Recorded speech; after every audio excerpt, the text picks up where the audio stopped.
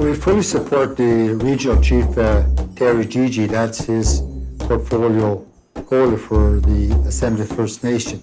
We want to look at that initiative, knowing that the Regional Chief is taking the lead right across Canada. Being here to support Regional Chief Teegee, both as a portfolio holder, as the Regional Chief, being welcomed into the traditional territory, those are really important things.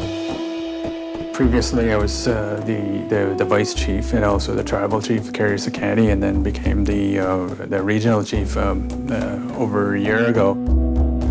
Champions Table is a group of 11 industry leaders, CEOs from the Business Council of British Columbia, as well as 11 chiefs and leaders from First Nations throughout the province. Within that table, there's no government there. It's industry leaders and First Nations leaders coming together and just talking about what it means to do business with First Nations within traditional territories.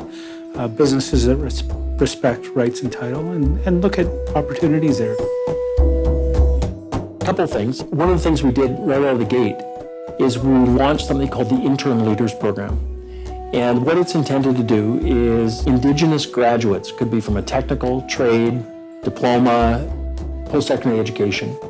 Our companies around the table at the Business Council, 260 of the leading companies that have assets and operations in BC, are prepared to hire those individuals for a 2-year period of time. So it's on their cost. And we want to try to lift up and build capacity so that people understand business, but they also build their own network. The Black Books are a toolkit for First Nations to use to be able to understand the economic development space from an entrepreneur, from a leadership perspective, from a corporate partnership perspective, just to understand what it is and what it means. So those are some of the key things that they're doing. They're making information accessible to people that normally don't have any access to the information. This is a time, I'm very fortunate to be here.